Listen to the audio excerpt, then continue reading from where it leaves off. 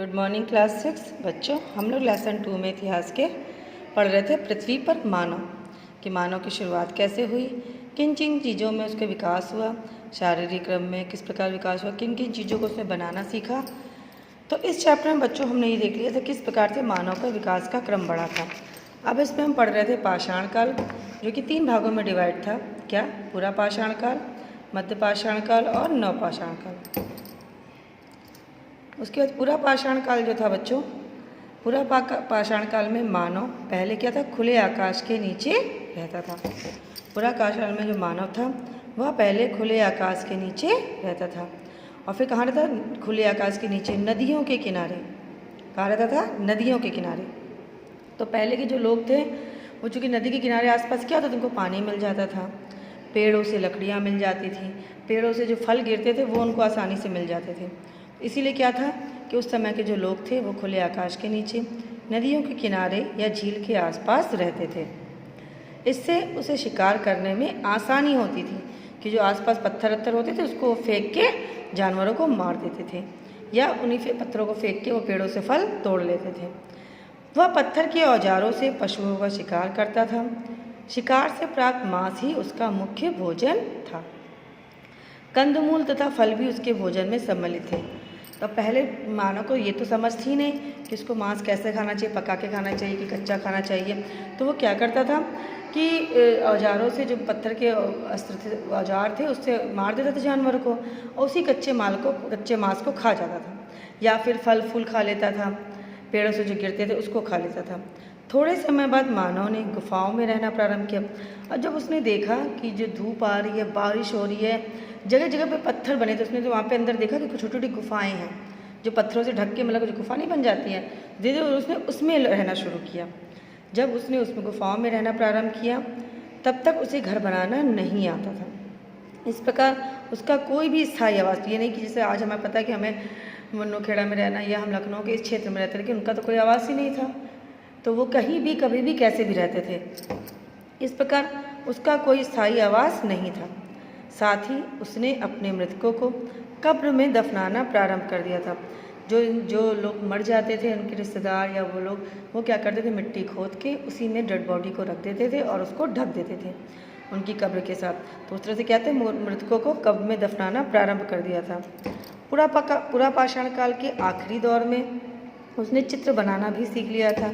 उस समय की गुफाओं में उसके द्वारा बनाए गए चित्र मिलते हैं। अब वो जो नुकीले औजार थे उससे ऐसे ही मतलब चलाते उसने क्या कर लिया था, धीरे धीरे चित्र बनाना शुरू कर दिया था।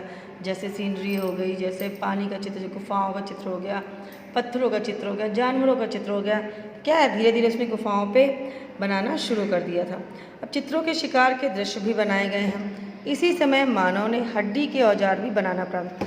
अब जो जानवरों मार के काट के खा जाते थे मांस उसका, उसमें हड्डियाँ बच जाती थी, तो उन हड्डियों को क्या करता था, वो उससे भी औजार बनाना उसने सीख लिया था।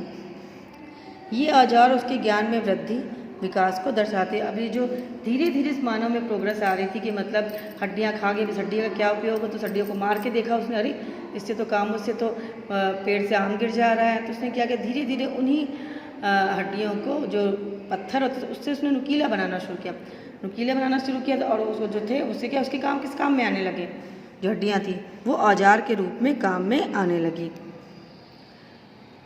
इस ग्रुप में मानव झुंड बनाकर ही शिकार करता था, जिसे वह आपस में बांटकर खाता था। मानव यह समझ चुका था कि वह तभी जीवित रह सकता है जब तक दूसरों के साथ मिलकर चले। इस प्रकार एक दूसरे का सहयोग करने की भावना भी इस युग में विकसित है। उसको लगा कि हम अकेले ही नहीं रह सकते, हम अकेले ही हमारे दुख दर्द में, या हम किसी के साथ में, जैसे मान लीजिए इसको जानवरों को मारना है, अब उसने अकेले अगर अकेले उसने एक भेड़ को मार दिया, अब भेड़ वो अकेले तो उठा के ला नहीं पाएगा क्योंकि भारी है, तो उसने लोगों का साथ लिया कि चलो तुम मेरे साथ, मतलब ऐसे पकड़ के लेके चलो। तो उसने ये समझा कि अगर हम किसी का साथ ले रहे हैं या किसी के साथ से कोई काम हल हो जा रहा है, तो उसको लगा कि नहीं, हम अकेले परिपूर्ण नहीं, अकेले ही हम सारा काम नहीं कर सकते, हमें लोगों का साथ भी लेना पड़ेगा। तो इससे क्या हुआ कि उससे सहयोग की भावना का धीरे धीरे विकास होने लगा। कैसे करते थे शिकार? आदि मानव के पास ना ही जंगल के पास जानवरों जैसे नाखून थे, ना ही नुकीले दांत थे, ना ही जबड़े थे और ना ही सींग थी। उसकी बड़ी समस्या अपने से ज़्यादा ताकतवर जंगली जानवरों से रक्षा करने और उनका शिकार करने की थी। अब उनके पास जंगल तो के पास जानवर जैसे थे, कोई पैने नाखून तो थे नहीं, ना इंसानों के पास दांत थे नुकीले, ना ही जबड़े थे। तो उनके पास सबसे ज़्यादा समस्या क्या होगी कि उनकी ताकतवर जानवरों से वो अपनी रक्षा कैसे करें। इसके लिए वो क्या करते थे, पत्थर के औजारों का निर्माण व प्रयोग करना शुरू कर दिया उन्होंने, क्योंकि इस युग में पत्थर आसानी से प्राप्त होता था। हर जगह पत्थर था उस समय, तो पत्थर के ही को क्या करते थे, नुकीला करके औजार बना लेते थे। देखिए पुरा पाषाण काल में इस प्रकार के औजारों का विकास हुआ था। तो जब पुरा पाषाण काल के चित्र हुए नहीं तो इन पुरा पाषाण काल के औजारों को जरूर बनाएंगे।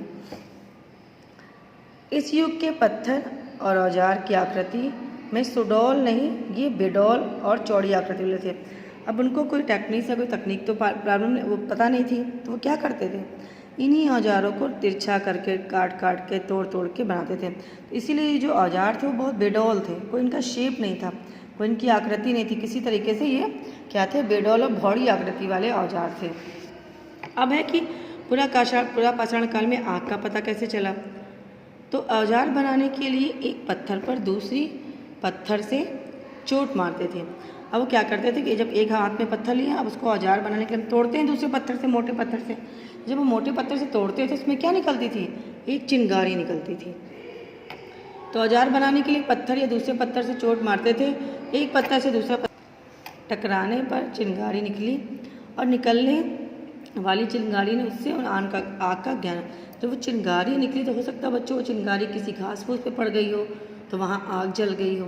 जब उन्होंने इस चिंगारी को देखा तो इस चिंगारी से उनको किसका ज्ञान प्राप्त हुआ, आग का ज्ञान प्राप्त हुआ। इससे वह सूखी पत्तियों, लकड़ी की टहनियों आदि को जलाने लगे। तो ज़रूर है कि जब उस समय चिंगारी निकली होगी तो हो सकता है वो चिंगारी के आसपास की पत्तियों पर गिर गई हो, पत्तियाँ जलने लगी हों। तो इस जलने से उसको यह एहसास होगा कि मगर हम रगड़ेंगे तो चिंगारी निकलेगी और इस चिंगारी से हम पत्तियों को जला सकते हैं। जब पत्तियों को जला लेंगे तो पत्तियों को जला के हम क्या कर सकते हैं, उसमें कुछ चीज़ों को भून सकते हैं। जैसे कच्चा मांस क्या है, उसको हम भून सकते हैं। आग की खोज इस युग की महान उपलब्धि थी। इसी युग से बच्चों आग का प्रारंभ हुआ, आग जलने का, आग की प्राप्ति हुई कि इस प्रकार से हम आग जलाना हमने सीख लिया। अब हमारा नया टॉपिक है मध्य पाषाण काल। जैसा कि हमने बताया था कि पाषाण काल 3 भागों में डिवाइड था। क्या, पहला था पुरा पाषाण काल, दूसरा था मध्य और तीसरा था नव पाषाण काल। तो पुरा पाषाण काल में किन किन चीज़ों की उपलब्धि हुई, आग की खोज हुई, चित्रकारी की हुई, औजार अच्छे तरह से बनने लगे, लेकिन जो औजार थे वो बेडौल थे। उसके बाद मध्य पाषाण काल आया। मध्य पाषाण काल में हमने क्या देखा कि कौन कौन से जानवर आए, जिसमें कौन कौन सा पहला जानवर था। तो अगर कोई पूछे कि आग की उपलब्धि किस पाषाण काल में हुई तो आप क्या बोलेंगे, पुरा पाषाण काल में आग की उपलब्धि हुई। आज बस इतना ही बच्चों। नेक्स्ट वीडियो में हम आपको पढ़ाएंगे मध्य पाषाण काल, उसके बाद है नव पाषाण काल। उसके बाद ही आपका क्या है, चैप्टर खत्म हो जाएगा, फिर इसके हम क्वेश्चन आंसर कराएंगे। आज बस इतना ही। थैंक यू बच्चों।